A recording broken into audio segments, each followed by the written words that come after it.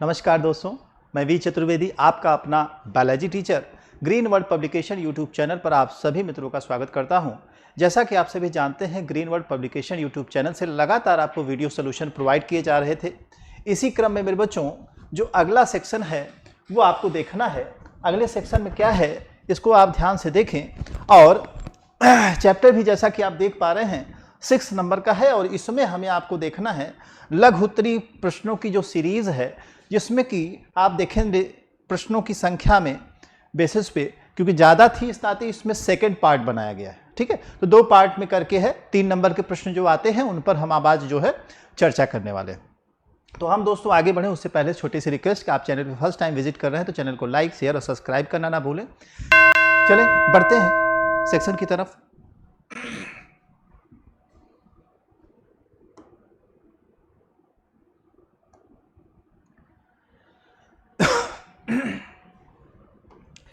देखेंगे दोस्तों, जो पहला क्वेश्चन है वो आपके सामने, वो क्या दिया गया है? आपको दिया गया है डार्विन का पैनजेनेसिस। डार्विन का पैनजेनेसिस सिद्धांत क्या है?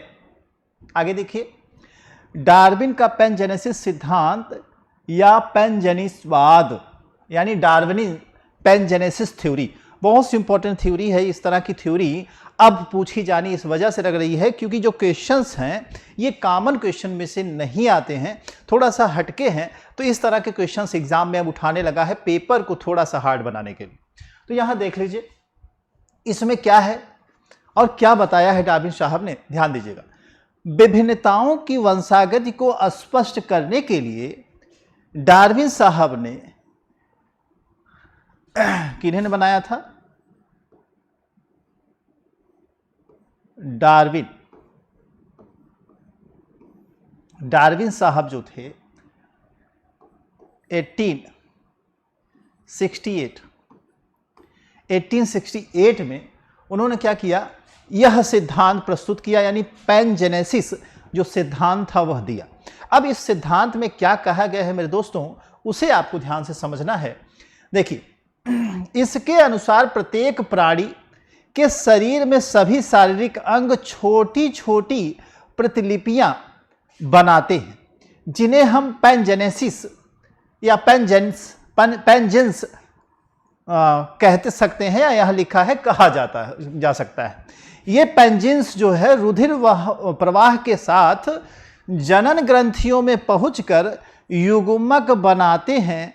अंत में युग्मनज में पहुंचकर उन अंगों के प्रतिरूप बन जाते हैं जिनसे यह स्वयं बनकर युग्मनज में आए थे। तो यह उन्होंने पैनजेनेसिस थ्योरी दी, क्योंकि नाम जो है प्रतिलिपियों का पैनजेंस रखा गया, इस वजह से इस थ्योरी का नाम ही रख दिया गया क्या? पैनजेनेसिस थ्योरी। आगे देखिए, पैनजेनेसिसवाद से मुख्य जो बिंदु हैं वो भी यहां नीचे दिए गए हैं, जो कि मेन पॉइंट है, आपको ध्यान रखना है। पहले पॉइंट में दिया गया है, शरीर में समस्त कायिक कोशिकाएं जीवन पर्यंत विभाजन करती रहती हैं और इनके सूक्ष्म जो कण हैं निकलकर शरीर में भ्रमण करते रहते हैं। इन कणों को हम जेम्यूल या पेंजिन्स नाम देते हैं। तो शरीर में भ्रमण करने वाले जो कण हैं उनको हम क्या कहते हैं? 2 नाम इन्होंने बताया। एक नाम बताया जेम्यूल, दूसरा नाम इन्होंने कहा क्या?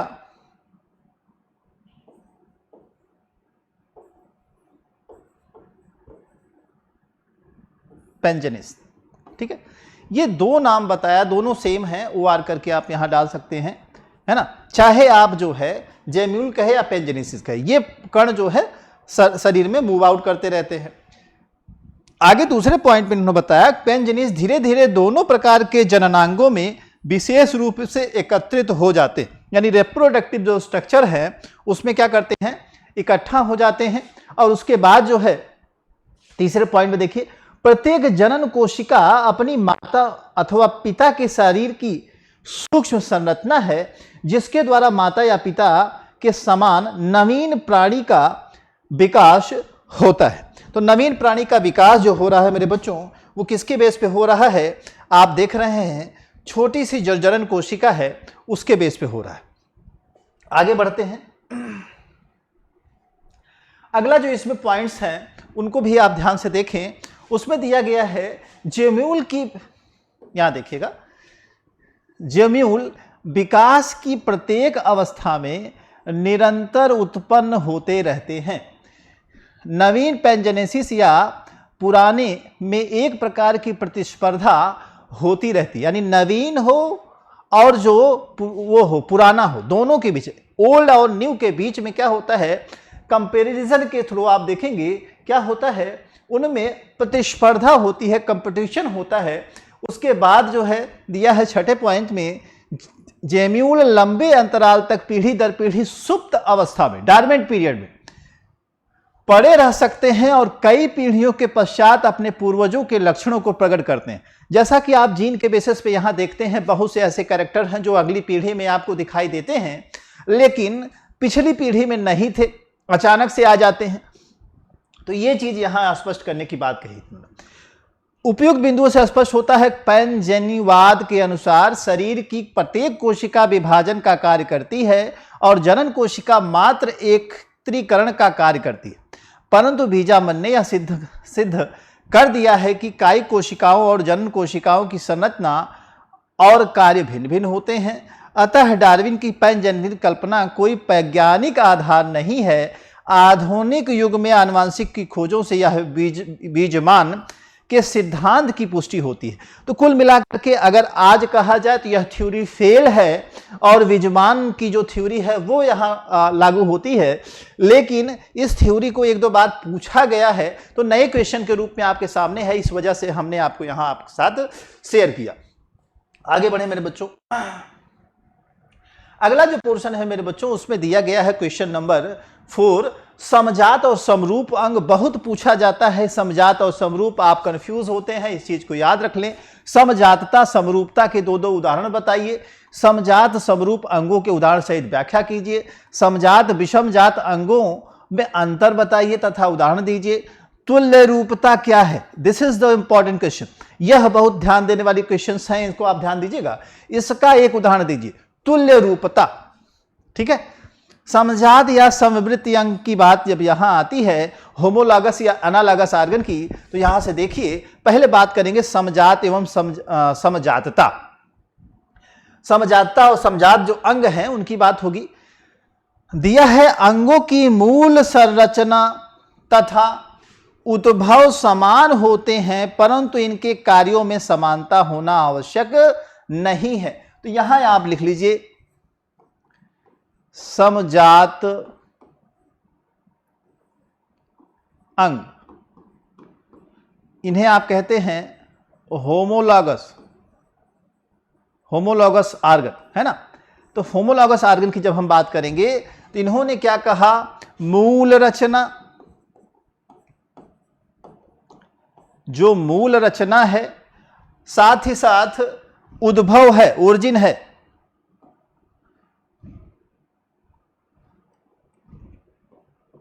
उद्भव यानी ओरिजिन, ये क्या है, ये दोनों समान होते। ठीक है, ये दोनों समान होंगे, मूल रचना भी समान होगी और इनका क्या है, उद्भव भी समान तरह से हुआ होगा। बट कार्य में समानता आवश्यक नहीं है, कार्य समान होना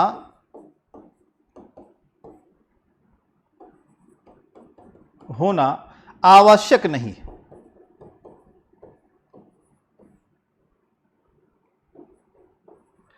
इस स्थिति में आप देखेंगे जो अंग होगा उसको हम कहेंगे समजात। मूल रचना देखिएगा, यानी बेसिक जो स्ट्रक्चर है, और उद्भव, ये दोनों समान होंगे, लेकिन जो कार्य होगा वह समान भी हो सकता है और समान भी हो सकता है। वो चीज यहां आपको की गई है।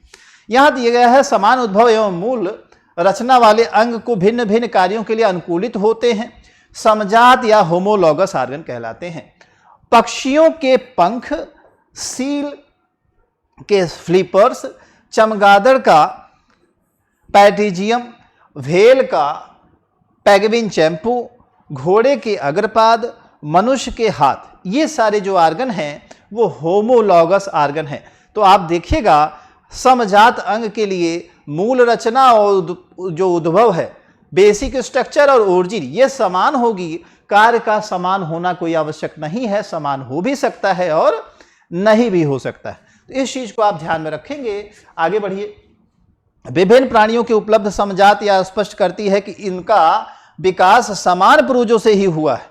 समजातता अपसारी जैव विकास यानी डाइवर्जेंट ऑर्गेनिक इवोल्यूशन का प्रमाण प्रस्तुत करती है। तो याद रखिएगा, होमोलॉगस जो ऑर्गन है वो डाइवर्जेंट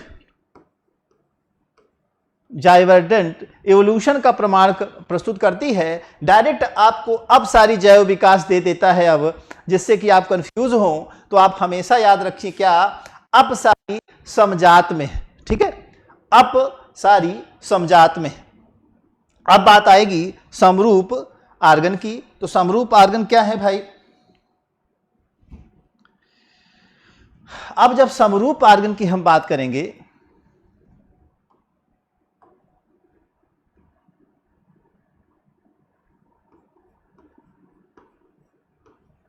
समरूप अंग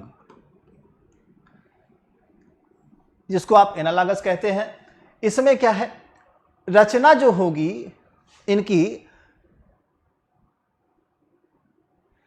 समान सी दिखाई देगी। रचना समान प्रतीत होगी या लगेगी।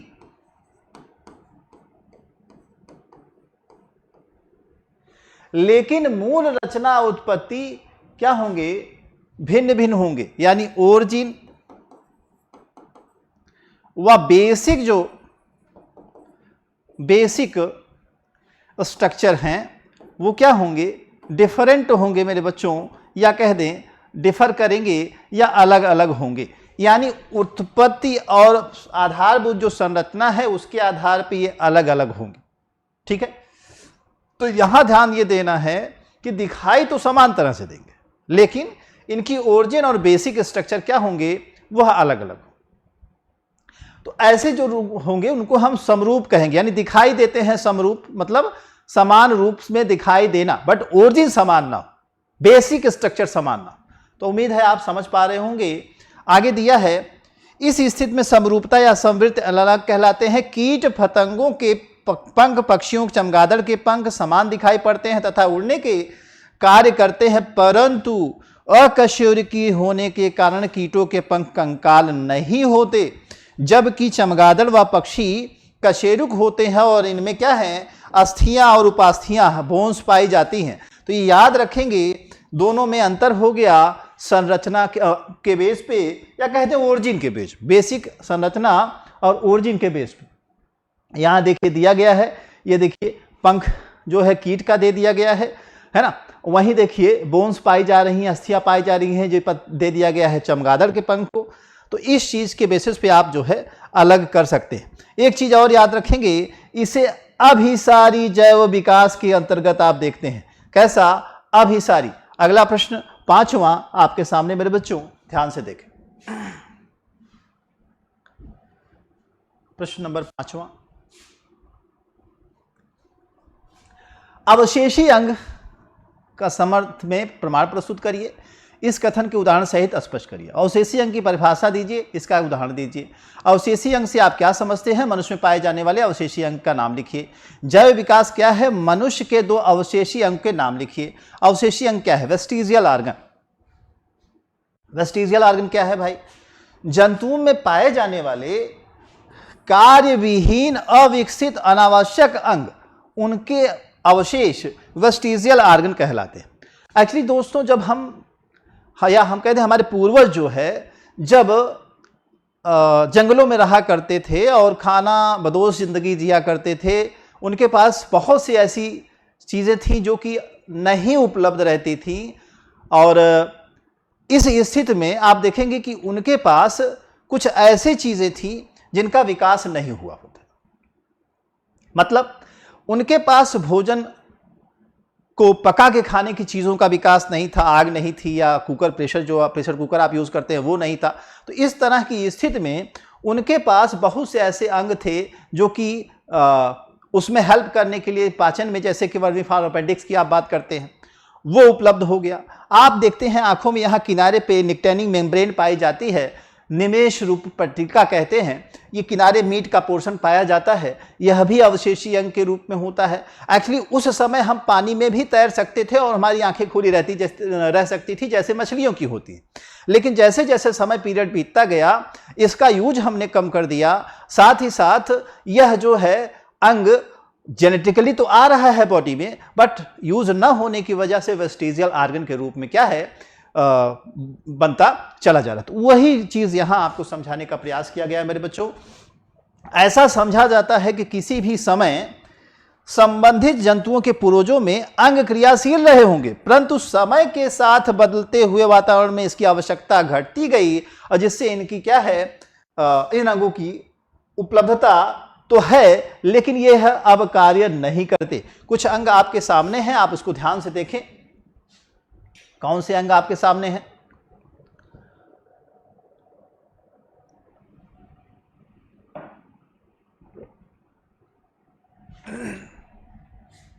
देखिए, इसमें देखिए आंत वाले पोर्शन में कुछ दिया गया है, जिसमें है क्या, वर्मीफॉर्म अपेंडिक्स की जो हम बात कर रहे थे, ये वाला पोर्शन क्रीम रूपी परिशेषिका है ना, क्रीम रूपी परिशेषिका कहते हैं।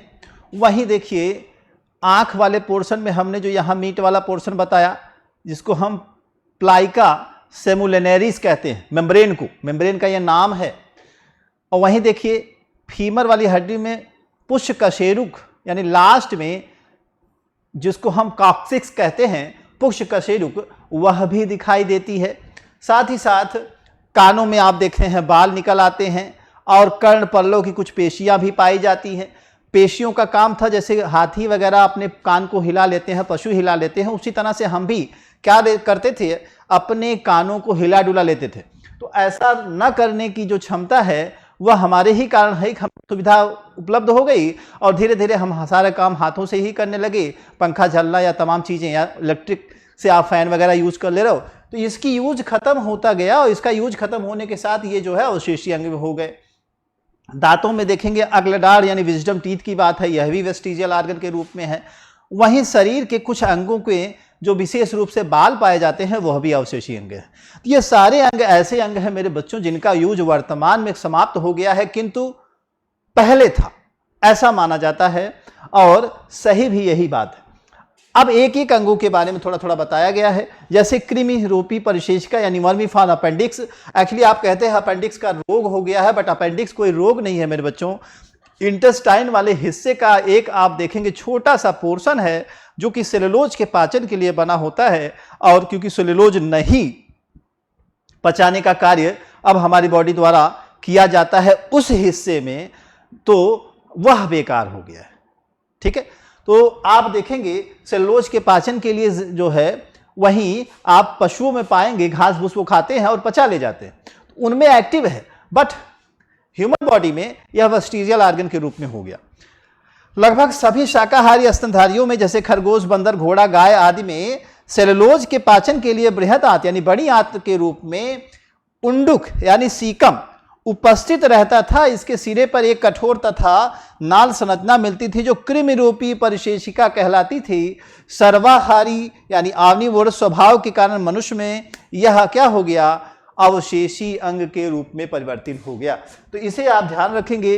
अगला देख लीजिए मेरे बच्चों, आपका अगला जो ऑर्गन है दिया है प्लीका सेमुलरिस। प्लीका सेमुलरिस क्या है? मनुष्य के प्रत्येक नेत्र के भीतर कोण पर स्थित एक छोटी सी लाल रंग की अर्धचंद्राकार झिल्ली पाई जाती है, उसी का नाम है प्लीका सेमुलरिस। ठीक है, यह जो है मेढक, पक्षी, बिल्ली आदि के नेत्रों में पाई जाने वाली निमेष पटल का अवशेष माना जाता है। यानी जो प्लीका है, प्लीका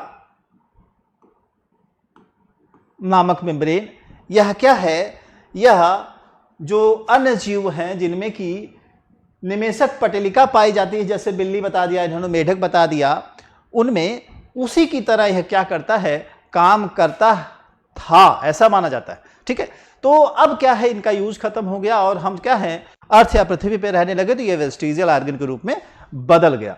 आगे बात करें पुष्ट कशेरुक वर्टिब्रल अपेंडिक्स के बाद आप देखेंगे इसका भी बहुत स्थान है। मनुष्य में पूंछ नहीं पाई जाती, परंतु 4 पुष्ट कशेरुकाएं कैडुअल वर्टिब्री, जिन्हें आप नाम देते हैं मेरे बच्चों, या कहते हैं सम्मिलित रूप से इनको हम कॉक्सिक कहते हैं। कॉक्सिक नामक एक बड़ा अस्थिभाग बनाती हैं। यह इस बात को प्रमाणित करता है कि हमारे पूर्वज पुच्छ युक्त थे। तो याद रखेंगे नाम को, क्या इनको कैडुअल वर्टिब्री कहते हैं। मेरे बच्चों इनकी संख्या कितनी होती है, 4 होती है, और चारों को सम्मिलित रूप से अगर आप नाम देना चाहें तो क्या कह सकते हैं, कॉक्सी नाम दे सकते हैं। ठीक है, इसे याद रखेंगे, ये चीज आपके लिए इंपॉर्टेंट हो जाती है। अब कान पे जो पेशियां हैं, कर्णपल्लों की पेशियां, उनकी भी बात देखिए। स्तनधारियों में कर्णपल्लों की पेशियां कर्णपल्लों की घुमाने का कार्य करती थी। मनुष्य में पेशियां अक्रिय तथा अवशेषी हो गई क्योंकि उनका यूज खत्म हो गया, हमने जैसा कि अभी आपको बताया ही था। आगे बढ़ेंगे, विजडम टीथ की बात करेंगे। यह तीसरा मोलर यानी 3rd मोलर दंत है जो मनुष्य में पाया जाता है, और यह अनावश्यक हो जाने के कारण देर से निकलता है, और यह प्राइमेट स्तनधारियों में सामान्य रूप से विकसित होता था। तो इस तरह से आप देखेंगे जो मोलर है 3rd वाला, वो क्या है, वेस्टिजियल है, जिसको हम विजडम टीथ के बेस पे जानते हैं, जो कि 20 ईयर्स के बाद ही आता है, और आप देखेंगे कि उसका कोई काम आपके बॉडी में नहीं रह गया वेस्टिजियल ऑर्गन के रूप में।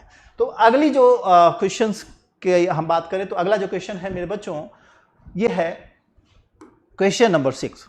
क्या है, ध्यान दीजिएगा, यह भी बहुत इंपॉर्टेंट क्वेश्चन है। कई बार ये प्रश्न पूछा गया है, क्या प्रत्येक जीव में व्यक्ति वृत्ति जाति वृत्ति की पुनरावृत्ति करती है? इस सिद्धांत एवं इसके प्रस्तावक का नाम लिखिए। जीव के व्यक्ति वृत्ति में जाति वृत्ति की पुनरावृत्ति होती। तो ये सेंटेंस याद रखिएगा, व्यक्ति वृत्ति में जाति वृत्ति की पुनरावृत्ति होना, यानी एक तरह से दोहराना। कैसे होगा, बात को समझिएगा। प्रायः सभी कोशिकीय जंतुओं में लैंगिक जनन के फलस्वरूप जाइगोट या युग्मनज बनता है। आगे, मनुष्य के भ्रूणीय परिवर्धन से संबंधित जंतु के शिशु का विकास होता है। युग्मनज से जंतु की वयस्क अवस्था तक भ्रूणी परिवर्धन को उस जंतु का व्यक्तिवृत्ति कहते हैं। तो ध्यान रखिएगा, यहां पॉइंट है, क्या युग्मनज से वयस्क अवस्था तक के भ्रूणी परिवर्धन को ही हम क्या कहते हैं, व्यक्तिवृत्ति कहते हैं। मतलब व्यक्ति जो है जो ही गर्भ में आता है उसके बाद की अवस्था से या उसी सी अवस्था से ही शुरू हो जाता है, और लास्ट में वह अपने जंतु रूप में बर्न आउट हो जाता है और व्यक्तिवृत्ति के रूप में उसकी इस बात को या समझा जाता है। इसी को व्यष्टि विकास या ऑन्टोजेनी या लाइफ हिस्ट्री के बेस पे भी जानते हैं या कहते हैं। आगे देखिए, सभी कोशिकीय जंतुओं के भ्रूणी परिवर्धन में लगभग एक जैसी मारुला, ब्लास्टुला, गैस्टुला, है ना, ये अवस्थाएं पाई जाती। तो मारुला जो है, मारुला, ब्लास्टुला, गैस्टुला, ये अवस्थाएं हैं जब जो है जो जाइगोट वाली सेल होती है वो डिवाइड होकर के 2 से 4, 4 से 6, 6 से ऐसे 12 ऐसे बढ़ाती रहती है संख्या में। तो इनकी जो संख्या बढ़ती रहती है उनके आधार पर ये जो है नाम दिया गया है। ठीक है, आगे देखिए, मछलियों में गैस्ट्रुला प्रवस्था विकसित होने वाला शिशु लगभग वयस्क मछली के समान होता है। तो याद रखिएगा, मछलियों में गैस्ट्रुला जो अवस्था होती है वो विकसित होने वाला शिशु लगभग वयस्क मछली के समान होता है, परंतु मेढक में जो टैडपोल होता है, भेक शिशु कहते हैं, शिशु मछली के समान होता है, जो यह प्रमाणित करता है कि मेढक व अन्य उभयचर यानी एम्फीबियन जंतुओं का विकास मछलियों जैसे पूर्वज से हुआ है। प्रायः सभी कशेरुकों में भ्रूण की प्रारंभिक अवस्था में ग्रीवा भाग में क्लोम दरारें, जिनको आप क्या कहते हैं, ब्रैंकियल स्लिट्स कहते हैं, जिनसे वो सांस लेने का काम करते हैं, पाई जाती है। इनसे ही मछलियों में जलीय श्वसन के लिए क्लोम गिल्स विकसित होती है। अन्य कशेरुकों में वायवीय श्वसन होने के कारण क्लोम नहीं पाया जाता। तो भाई जिसमें वायवीय श्वसन है उसमें क्लोम की कोई बात नहीं है। आगे दिया गया है भ्रूणीय क्लोम दरारें आगे परिवर्धित नहीं होती हैं। इन्हीं प्रकार के सभी कशेरुकों में भ्रूणीय अवस्था में नोटोकार्ड का स्ट्रक्चर भी आप देखने को पाएंगे अगर आप स्टडी करते हैं तो। यहां देखिए डायग्राम में दिखाया गया है, आप ध्यान से देख लीजिए। हृदय जो होता है, हार्ट, 2 चैम्बर्ड होता है मछलियों के बेसिस पे, तथा पूंछ सभी में होती है। इस प्रकार यह कहा जा सकता है कि सभी कशेरुकों का विकास मछलियों जैसे पूर्वज से हुआ है। ठीक है, यह मनुष्य का है या बिल्ली का है, पक्षी का है और मछली का है। तो दोनों देखेंगे कि समानता आपको दिखाई देगी। यही समानता की बात यहां कही जा रही है। कहा गया है युग्मनज यानी जाइगोट से वयस्क जंतु के विकसित होने की प्रक्रिया को उस जंतु विशेष का व्यष्टि विकास, लाइफ हिस्ट्री या जाति वृत्त कहते हैं। ध्यान रखिएगा, जाइगोट से वयस्क जंतु के विकास की जो प्रक्रिया है उसे जाति वृत्त या फाइलोजेनी कहते हैं। इसके आधार पर वान वेयर साहब ने 1827 में क्या कहा था, प्रत्येक प्राणी में भ्रूणावस्था उसके पूर्वजों की भ्रूणावस्था की पुनरावृत्ति होती है। याद रखिएगा, वान वेयर ने प्रत्येक प्राणी में भ्रूणावस्था उसके पूर्वज की भ्रूणावस्था की पुनरावृत्ति होती है, यह बात कहा था। वहीं अर्नेस्ट हैकेल साहब ने भी अपनी थ्योरी दी है। क्या उन्होंने कहा था, प्रत्येक प्राणी व्यक्ति वृत्ति उसके जात वृत्ति की पुनरावृत्ति करता है और व्यक्ति वृत्ति में पूर्वजों की इतिहास की पुनरावृत्ति होती है। कुल मिलाकर के अगर सीधी लैंग्वेज में इसको समझाएं हैकेल की थ्योरी, तो कहा गया है कि कोई जो ये जीव हो है वो क्या करता है, भ्रूणीय अवस्थाओं में अपने पूर्वजों के जो भ्रूणीय अवस्थाओं की प्रक्रियाएं हैं या स्टेजेस हैं उनको ही क्या करता है, दोहराता है। ठीक है, इसी को पुनरावृत्ति का सिद्धांत कहते हैं। अगर आपसे पूछा जाए रिकैप्चुलेशन थ्योरी तो क्या है, कोई भी जीव अपने भ्रूणावस्थाओं में क्या करता है, अपने ही पूर्वज के कैरेक्टर्स को क्या करता है, रिपीट करता है। तो इसी चीज को यहां रिकैप्चुलेशन थ्योरी या पुनरावृत्ति का सिद्धांत किया गया है, कहा गया है। और इसको देने वाले कौन हैं, याद जरूर रखेंगे क्योंकि बहुत बार पूछा गया है। अर्नेस्ट हैकेल साहब हैं। अर्नेस्ट हैकेल बहुत फेमस है पुनरावृत्ति के सिद्धांत के नाम से। चलिए, अगला जो प्रश्न हमने आपके लिए सेलेक्ट किया है मेरे बच्चों, वो 8वां प्रश्न है। देखें आप,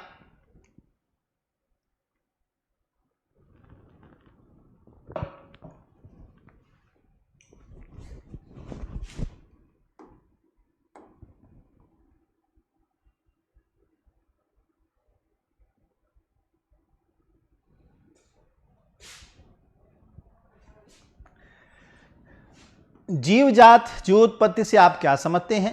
जीवन उत्पत्ति के संबंध में लुई पाश्चर का जो प्रयोग है वो बताना। लुई पाश्चर ने एक्सपेरिमेंट जो किया था उसका एक रफ आइडिया आपको यहां मिलेगा। ये डायग्राम है उससे संबंधित। लुई पाश्चर आप जानते हैं बैक्टीरिया की स्टडी के बेस पे इनका महत्वपूर्ण रोल है, या कहते हैं माइक्रो ऑर्गेनिज्म के स्टडी के रूप में इनका महत्वपूर्ण रोल है। देखिए, लुई पाश्चर साहब ने 1861 में एक सरल प्रयोग द्वारा स्वतः जनन सिद्धांत को गलत सिद्ध किया। स्वतः जनन सिद्धांत के अनुसार जीवों की उत्पत्ति को बताया गया था क्या, कि जीव स्वयं ही उत्पन्न हो जाते हैं, वो भी किससे, नॉन लिविंग मटेरियल्स, निर्जीव चीजों से। जो कि इन्होंने सिद्ध किया कि ऐसी बात नहीं है। उसके लिए उन्होंने क्या किया, एक फ्लास्क में शर्करा और ईस्ट के घोल को भरकर उसकी लंबी पतली गर्दन को यस आकार में मोड़ दिया। ये देखिए, शर्करा और ईस्ट भर करके क्या किया, इसको मोड़ दिया, जिसमें कि फ्लास्क में सूक्ष्म जीवों के बाहर से प्रवेश की संभावना ना रहे, क्योंकि जब जीव आएंगे तो यहीं कहीं फंस जाएंगे या यहां फंस जाएंगे तो आगे बढ़ नहीं पाएंगे, तो इसमें जीव नहीं आ पाएंगे आगे। अब उन्होंने फ्लास्क में उपस्थित घोल को उबाला जिससे कि फ्लास्क में उपस्थित सभी जो सूक्ष्म जीव हैं वो नष्ट हो जाए। अब फ्लास्क को ठंडा छोड़ दिया। कुछ दिनों बाद देखा कि ज्ञात हुआ कि फ्लास्क में किसी भी प्रकार के जीव नहीं उत्पन्न हुए। फ्लास्क की गर्दन तोड़ देने पर कुछ समय पश्चात ही शर्करा के घोल में जीवाणु उत्पन्न हो गए। तो इससे यह स्पष्ट हो गया कि अगर जो है निर्जीव चीजों से उत्पत्ति होनी थी तो इसमें जो घोल दिया गया था उससे क्या होता, जो ऑर्गेनिज्म है वो डेवलप हो जाता, बैक्टीरिया वगैरह कुछ भी बन जाता, इसमें बन जाता। बट ऐसा नहीं हुआ। इसका मतलब ये है कि जीव जो हैं हमेशा सजीवों से ही उत्पत्ति रखते हैं या उनका उत्पादन या कह दें उनका जो है विकास होता है। तो पाश्चर साहब का, लुई पाश्चर साहब का यह बहुत एक्सपेरिमेंट है, इंपॉर्टेंट है। और उन्होंने एस्क्रेशिया कोलाई, जिसे कोलाई आप कहते हैं, उस पर भी उन्होंने एक्सपेरिमेंट किया है। अगला जो महत्वपूर्ण है वह भी आप मेरे बच्चों देख लीजिए। 12वां नंबर का प्रश्न बहुत इंपॉर्टेंट है, इसको हमने ले लिया, कई बार ये एग्जाम में पूछा गया है और आप जो है इसको नहीं करते। मैथ जैसा नंबर मिलता है, हार्डी वेगेनर ना आपको बताना है क्या है, हार्डी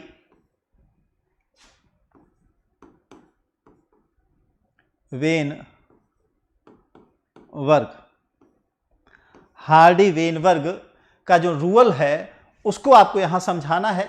उसमें क्या कहा गया है ध्यान से देखिएगा। हार्डी वेगेनर लॉ, इस सिद्धांत के अनुसार सभी बड़ी मेंडेलियन या आनुवांशिक आबादियों में एलील्स, आवृत्तियां और अनेक विस्थल दर पीढ़ी सुस्थिर और निरंतर रहते हैं।